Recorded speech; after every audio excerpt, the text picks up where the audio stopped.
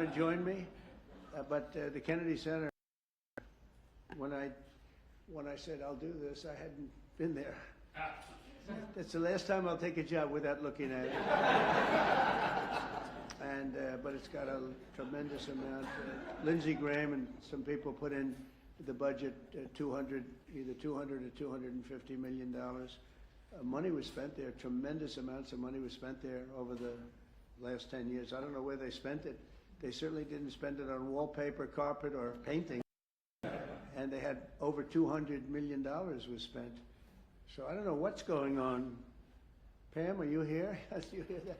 Look, when I hear that, I say, what? Where? Pam, where did all this money go? It's crazy. It's crazy what's happened with our country in that regard. You know, it's to build things. Go back to the Woolman rink. They went for years, 12 years without getting a rink, and I got it built in 3 months for a fraction, like a tiny fraction. They had spent over $20 million. They never got it opened. I said, I want my kids to go ice skating before they're too old. They don't want to go ice skating. And I used to watch it from my window. I used to watch people, nobody working, and spending money like crazy. And as you know, I got it built very quickly. This is well, maybe a more difficult. That was pretty easy, actually. We had cement mixers from the rink all the way back into Harlem. We poured one contiguous pour over a period of a day and a half. Yeah, they would pour a little section, then another little section. And when they put water, it all leaked, surprisingly. So it was fun, but I love construction. That's, I guess, why I like this a little, because we're going to have to redo it. So I'm honored to welcome exceptionally talented and committed group of patriots. You're amazing people. This is an amazing board, I'll tell you. And I got so many calls from people, could I get on the board? You have a lot of people that are not so much in love with me right now because I couldn't get them on the board. But because the board is taken. But we're going to turn it around, and the Kennedy Center Board of Trustees, you're here, and in many cases you have your spouses. And I want to thank Rick Grinnell. Where's Rick? Where's Rick? Hello, Rick. He did a great job. He used to walk into the Justice Department with stuff on there showing all the horrible things that had gone on in our country. He had a lot of courage. And he's with me for a long time, different things. He seems to be a troubleshooter. I say, how about Kennedy Center? Let's fix that one up. And tremendous strides have been made. You'll be hearing about that in a second. But I want to thank the entire board for the incredible work and all the fundraising efforts. We're going to raise some funds, but we're getting a lot of funds also from Congress because they want to see this thing good. You know, we have the 250th year anniversary coming up, and this building is going to be a primary focus in D.C. Got the potential for greatness. If it didn't, I wouldn't have done it. But it has a great plan. It's got great sound. It's got a lot of things that, you know, if you don't have good sound, you can forget it. You're never going to. They've been trying to do things over at the at Lincoln Center. All my life I've been watching. They rip it down, build it up, rip it down. You know, some of the greatest sound of buildings built in the 1850s out of pure marble. And you get up and you can just talk lightly and they hear you back 100 rows. But I think there's a certain amount of luck. You hire sound engineers, they get a lot of money, and then you open the building and you can't hear anything. So we're going to do some good things, but the basics are there. The location is phenomenal. The importance of the building is phenomenal. And we'll have some very interesting plans. I always thought they should have built a beautiful performing center, open air, facing out over the Potomac. They didn't do that. They built these crazy rooms underneath. They built 3 tiny little stages, very expensive. Someday maybe somebody will occupy one. They're underground. In fact, when I look from a distance, you know, you see these like hubs, concrete hubs, and I thought it was modern art. You know, well, here we go with the modern art blocking everybody's view. And when I actually went over there, I said, no, it wasn't modern art. It was meant for a door to be in, so you go down to these rooms. So I don't know what the hell they were doing, but they spent a lot of money, and it's just not possible that they could have spent it so poorly. But we're going to turn it around. That's what I love doing. I love turning things around. Turnaround artist. I'm doing that with the country. Believe me, we're doing a job. We are hot.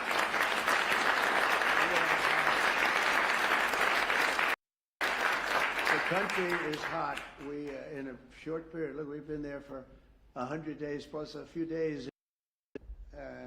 As they said, the King of Saudi Arabia said, your place, your country is a whole different image now. We were a laughing stock, an absolute laughing stock, but we're not a laughing stock any longer. And, I was talking to, as I said, President Putin for 2.5 hours. That was being very seriously listened to. We don't like what's happening. We don't like that we should have ever been involved. Would have never happened. But we're respected again as a country. One thing that I tell you that I think is amazing, if you remember about 8 months ago, the big story was that nobody wants to join our military. We couldn't have any, people weren't joining. And they weren't proud of our country. They weren't joining police forces all over the country, Houston, Dallas, all over the country, New York. And now we have a record-setting enlistment in the military. Think of that, record-setting. The most in 38 years, but it's probably more than that. They started taking the numbers, Susie, 38 years ago, right? But the most in 30 years, probably the most ever, I don't know. But we have record-setting young people that want to join the military, and that's incredible. To have that is just absolutely incredible. And to think that 8 months ago we were all listening to the fact that this was before the election. 8 months ago we were listening to the fact that we wouldn't have any, we wouldn't have anybody in our military. I mean, nobody. Army, Navy, Air Force, Marines, Space Force. I'm so proud of Space Force because we got that going. We started Space Force and they wanted to terminate it, and the military backed up.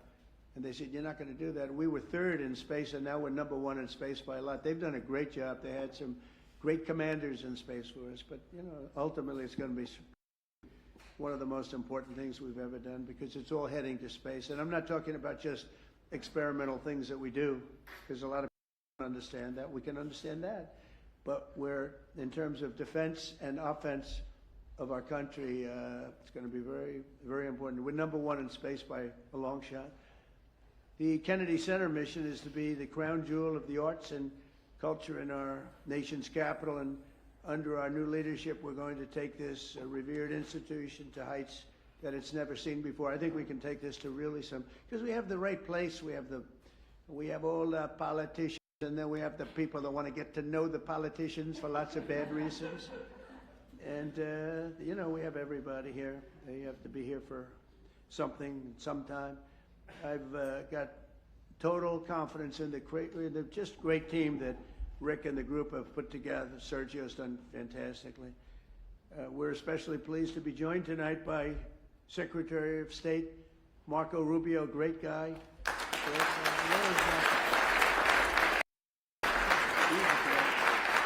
I'm telling you, he was born for this. He loves it. You see him, he's in one country, another country. I think he loves it. But he's so respected everywhere he goes, and I know how tough he is because I used to have to be up there with him. He was not nice. He was a tough one. He was as good as you get. I didn't know that we would end up being this close. We like each other. I think I can speak for him. I can speak for myself, but I like him, and he's done a fantastic job, and he's really, really working. And we're getting relationships that we lost that were very important for us in many ways. And so I want to thank Marco, and Marco's on the board, Attorney General Pam Bondi, who I've known so long, and she's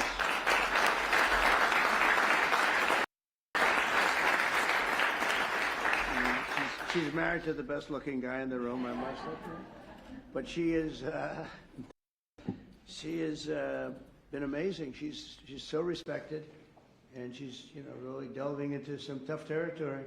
She sees what's happened and what's going to happen, and she knows before anybody else. She's just a fantastic person. She's got a great staff that's surrounding her, and I think she's just a star. But I've known that for a long time. I'm not surprised at all.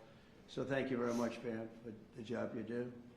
And by the way, she was the Attorney General of Florida, so she had plenty for a long time and never had a problem. I can't remember a problem. And she kept everybody safe, and they felt very secure.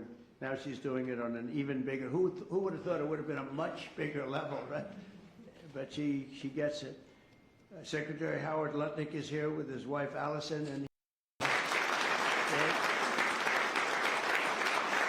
He went with us to that incredible 4-day journey that we had, and we saw some things that were incredible, but everybody respects him.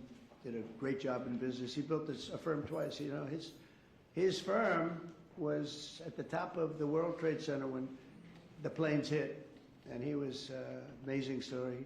He was always Allison. Good job. You got him to take your boy, right?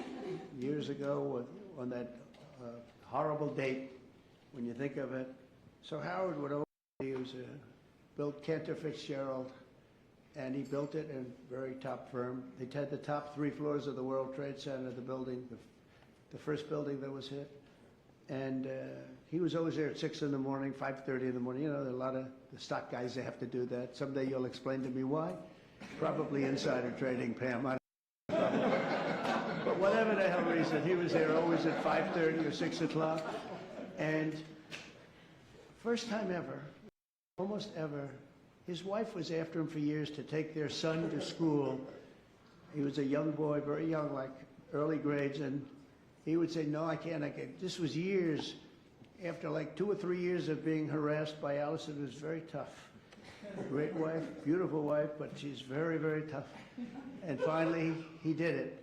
He took his boy, and it was on that day, and he dropped the boy off at 8:30 and started driving down the West Side Highway, and he would have been in that building, and every single person died in your firm. He had lost everybody. And with the exception of a few people in Europe and maybe a couple of other places, small, because they were all very New York-centric. And every single one of them died, including your brother. And what he did was incredible, actually. He rebuilt the firm. And he gave a percentage of it for years to the people, the families of the people that died.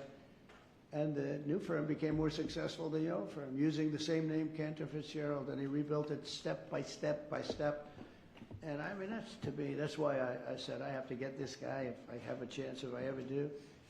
And he was very happy. They were doing great. They were doing record business. But when I said, how about coming over to commerce, a little thing called commerce, and now I don't think you could ever go back into that world because it's so big. He and Scott are in charge of, along with others that are great, but they're in charge of the biggest deal ever made in history. It's the whole tariffs. We've taken in trillions of dollars, trillions. And we've been hurt very badly by other countries that did this to us for 20, 25 years. They were taking advantage of us. We never did anything. Doing it to them, and fairly, I'll tell you what, modestly. But we'll be taking, and we are taking in right now, 25% in cars, 25% on steel and aluminum, 25% on other things, and that'll be going up to 50, 75, maybe 100 in some cases. We have to get our pharmaceutical industry back. Once we establish that in another couple of weeks, it'll start roaring back. It's already roaring back because they know we're doing it. And it's really been, you've done a great job, but he said to me the other day, this is so big. These numbers are big. Cantor Fitzgerald doesn't look so big anymore. Numbers, we talk in the trillions now. Think of it, $5.1 trillion. Nobody talks, but we're talking big numbers, and he's doing a great job. He did a great job before. Chief of Staff, Susie Welsh, she's considered the most powerful woman anywhere in the world.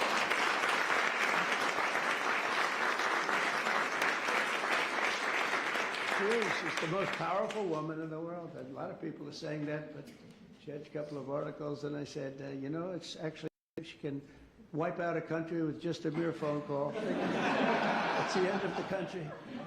But she's great. She's been, I mean, I knew because we won Florida 3 times and won it. You know, Florida didn't used to be a red state. It was a blue state.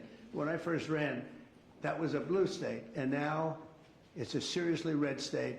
And it got more and more, and we're going to keep it that way. But Susie ran it, and we won by a landslide, and a Republican hadn't won. You know, you had a Democrat senator, you had 2 Democrat senators, but you had a Democrat governor, you had a lot of Democrats. And so we won in a landslide. I said, good. Then the next time I won again in a much bigger landslide, and anybody I endorsed also won. And I said, that's good. And then when it came time to do this, after the election was rigged, The second one was rigged, whether you like it or not. It was rigged like nobody's ever seen, and now people are seeing it. Now people don't even fight me. You know, they used to say, sir, it's not really that nice.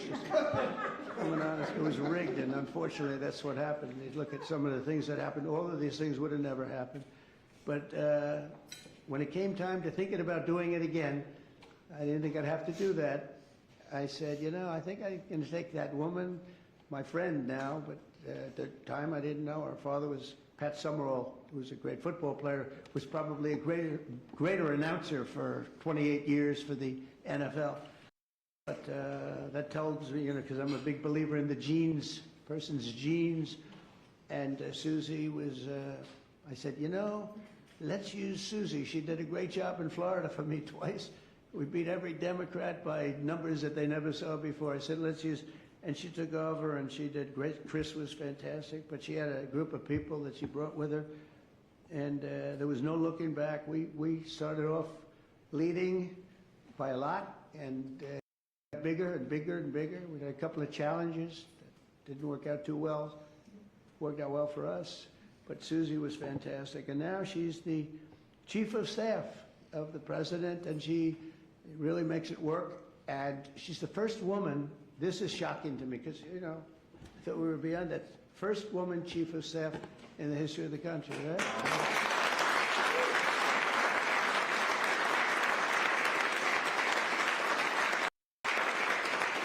And she's doing a great job, and you know, those men are scared.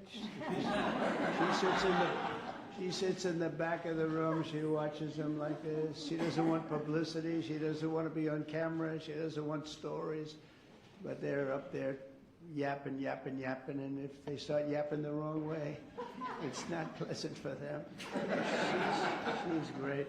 And we have a friend of mine, a man that I endorsed, and he proudly went through the roof. Jeff Landry, governor of Louisiana.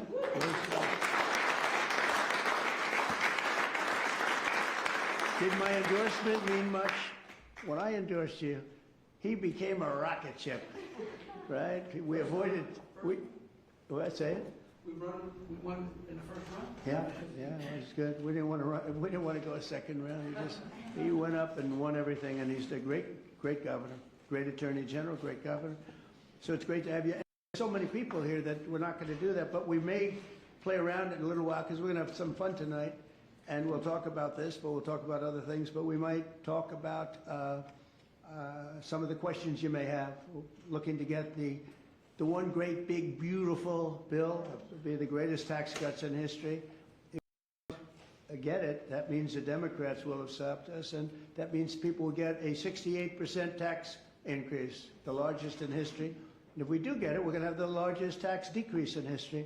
And all my life I've watched politicians screaming, we will cut your taxes. This is the only group where they say we're going to raise your taxes and they think they're going to win. There's something wrong with them. I don't know what the hell. We're going to raise your taxes. And people say, that's strange. I've never heard it before. When we took over in recent months, the Kennedy Center was in dire shape. As I saw on my tour a few weeks ago, the building is falling apart.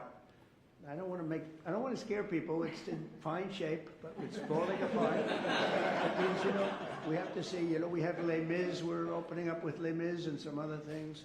We have Mrs. Fisher here, and she said, you know what works? Anything Broadway.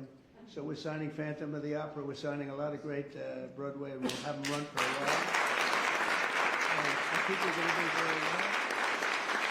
But it's been neglected very badly, and it needs an infusion of different things, including probably funds, but I think we're going to do very well when we get some money from Congress to fix it because it's so important. The previous leadership wasted millions and millions of dollars and handed us a budget deficit of $26 million. Can you believe that?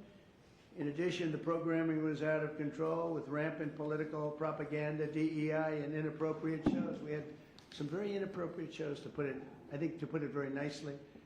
They had dance parties for, quote, queer and trans youth. I guess that's all right for certain people. Quote, and I'm just quoting, I'm not saying it, queer and trans youth. That wasn't working out too well.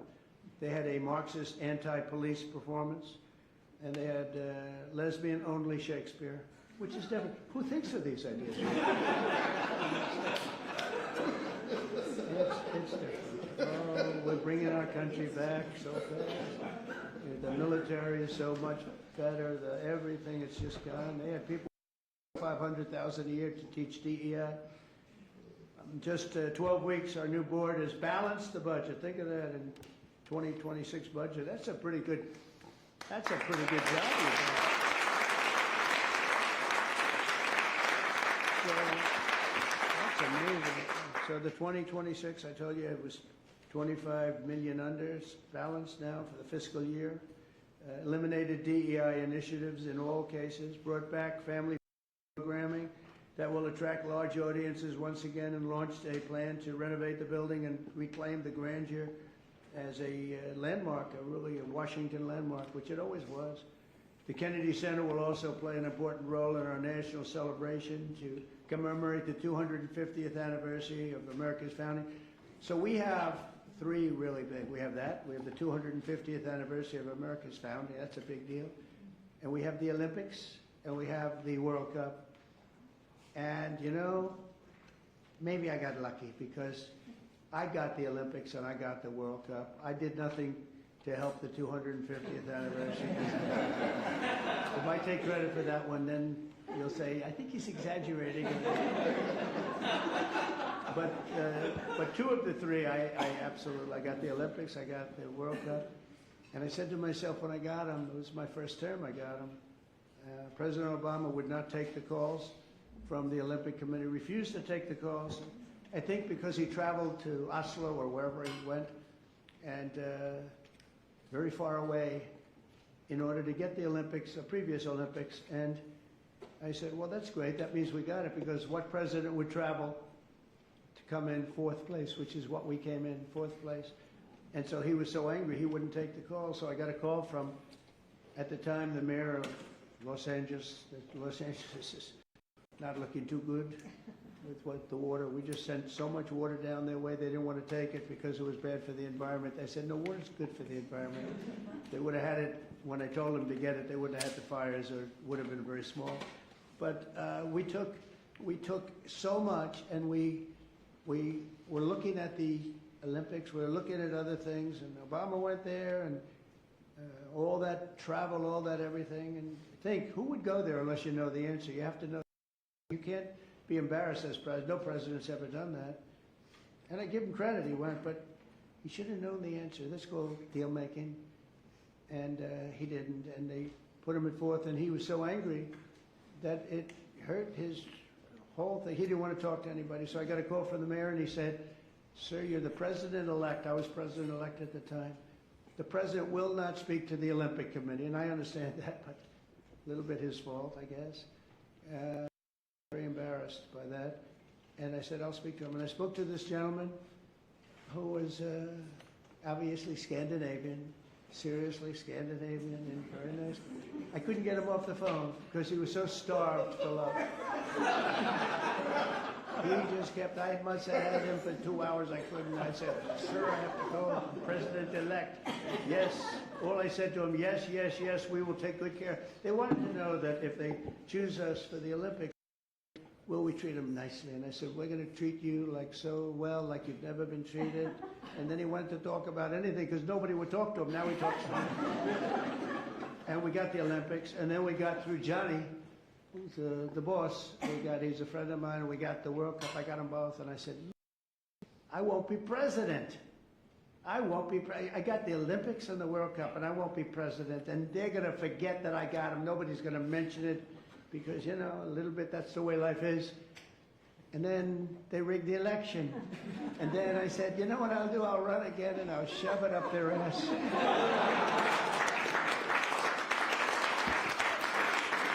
And that's what I did. And all of a sudden, I then realized, I said, you know what? I got the Olympics, I got the World Cup, and I got the 250th. Look at the way this works out. So if they would have left us alone and wouldn't have cheated on the election and wouldn't have rigged, I would have been retired right now. I would have been happily doing something else. And instead they have me for 4 more years.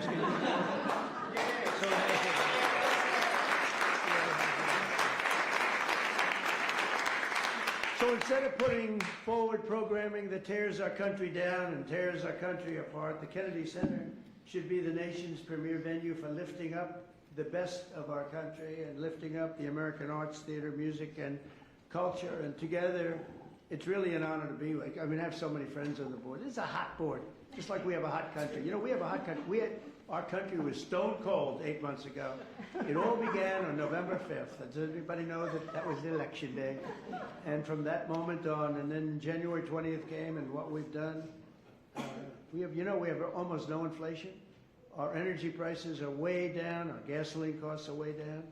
Groceries are way down. Eggs. Remember they hit me with eggs my first week. Sir, the fake news, those people right there.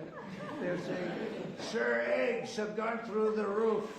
They were doubling and tripling eggs. I said, I don't know what I just got here, excuse me. And through our she's done a great job, Brooke Rollins, Secretary of Agriculture. Anyway, the prices came down. They didn't want us to, we had the egg roll here a couple of weeks ago for Easter. They didn't want us to order eggs. They wanted the eggs to be made out of plastic. They wanted plastic. I said, I'm not going to do that. But by the time it came around, the egg prices are way down. The groceries are way down. Everything is way down. We are just doing great. Think of it, no inflation. And we're taking in billions, hundreds of billions of dollars in tariffs, which we never did before. We got a hot country right now. We have a country that people are proud to be a part of. So we're going to honor the legacy of President Kennedy's great legacy. And we'll create the best and most beautiful home for the performing arts anywhere in the country and many other things also. I want to thank you again. We're going to have some fun working together. We're going to make this a fun project. That's what I thought until I walked into the building. I said, this won't be the fun I thought, but it is fun. I like to create. You like to create. Most of the people in the room like to create, just like Bob Kraft created the New England Patriots. He happens to be here. And he tells me he's a great new quarterback, so we're going to see. You know, a lot of people make that statement. We're going to find out, but I have a feeling you're going to be right. You've been right about a lot of things. He was right about Tom Brady, right? He got him almost the last draft choice in the last round, sixth round, whatever it was. How did he work out, Tom Brady? Okay? Not bad? Good, right? But Bob's here, and his wife, as you know, Dana, she's on the board. And she's much younger than him, so he wanted to come tonight with her. Isn't it nice when you have a husband who will travel with you to the board, and he's a big shot, too. And he's a great guy. He's been my friend for a long time.